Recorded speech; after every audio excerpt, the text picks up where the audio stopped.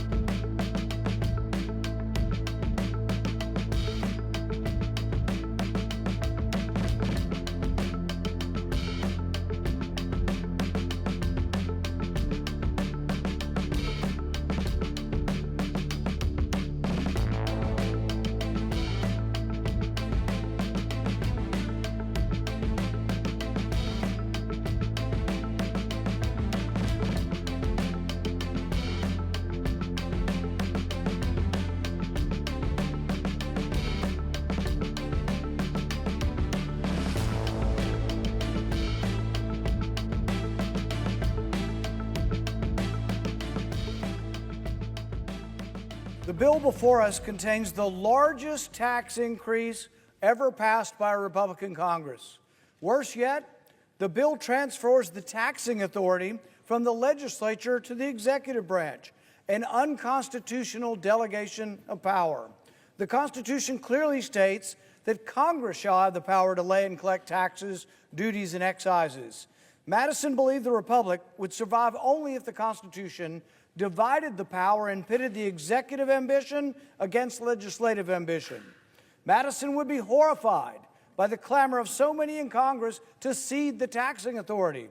My amendment strips the transfer of the taxing authority from the bill. My amendment, if it passes, will demonstrate that Congress still has a spine, still has ambition, and still supports the separation and limitation of power.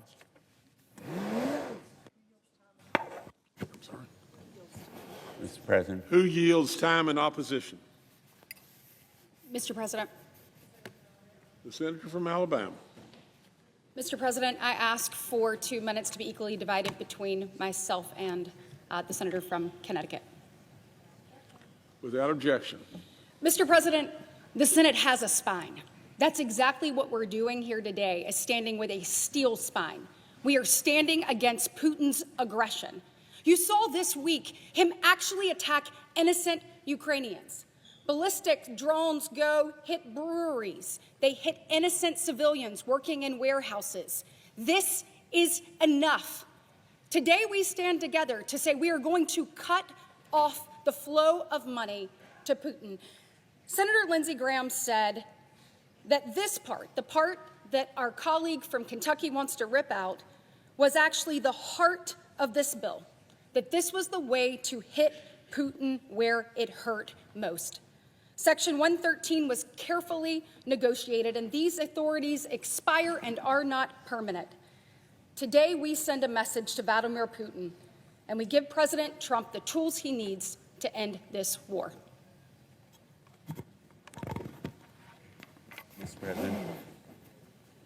The senator from Connecticut. Thank you, Mr. President. I appreciate my colleague from Alabama's strong support for this bill. She has been instrumental in our reaching this point, and I thank her and Senator Graham of South Carolina. To state it really bluntly, Mr. President, this amendment kills the bill.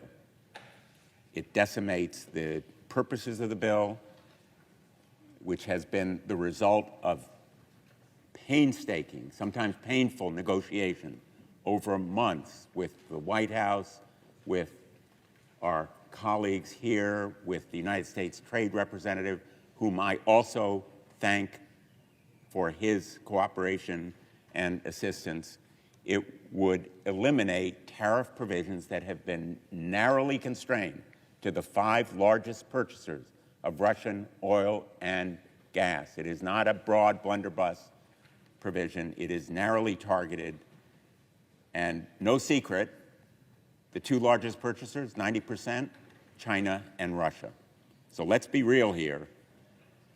This narrowly targeted tariff provision is essential to the bill. The choice isn't between this bill with tariffs and a bill without tariffs. The choice is between this bill or no bill. I oppose this amendment and urge my colleagues to vote no. I rise today, and I'm honored to reiterate my full support for the Lindsey O. Sanctioning Russia and Iran Act of 2026. My late brother Lindsey was a foreign policy and national security expert. He was also a peacemaker who was determined to bring an end to the conflict in Ukraine. He worked tirelessly to achieve that goal. Lindsey traveled to Ukraine on 10 separate occasions, seeking an end to this war. And despite the Ukrainian people's unwavering resolve to fight back, Russia has refused to stop. On his last trip to Ukraine, Lindsey continued his work to achieve peace. He understood that providing President Trump the tools contained in this legislation would help push Russia to the negotiating table. That had been his goal since day one. We are all aware of the tremendous bloodshed. For more than 4 years, Putin has wreaked havoc on the lives of everyday people, kidnapping tens of thousands of Ukrainian children and committing unspeakable acts. The war against Ukraine is primarily funded by the revenue Russia rakes in from energy sales. Without these profits, the ability to fund the war would be crippled. This legislation hits Putin where it hurts. It contains provisions that specifically target those who are supporting Russia's war in Ukraine. This bill forces those primary countries keeping Russia's economy afloat to make a simple yet critical choice, a choice between doing business with America or buying cheap Russian energy. This legislation tells Russia's customers that the United States of America will not sit by while they fund Putin's assault. The Lindsey O. Sanctioning Russia and Iran Act of 2026 would end Russia's network of aggression and criminal leadership. History tells us that when an ambitious dictator goes after one nation, he typically doesn't stop there. My brother knew this well, and I'm honored to continue his work of advancing this historic legislation. I would especially like to thank President Trump, my colleagues, Senator Blumenthal, Senator Britt, Senator Shaheen, and Senator Wicker for their leadership in moving this forward with me. I would also like to thank our staff, all the staff who have worked so very hard. In closing, over the past 2.5 centuries, America has stood as a beacon of hope to the free world. Just as the backers of this war will soon be forced to make a choice, each member of this body must also make a choice, whether we have the courage to stand up to evil or whether we will continue on with the status quo. It's time for a show of strength. It's time for action. It's time for the Senate to pass the Lindsey O. Sanctioning Russia and Iran Act of 2026. I yield the floor.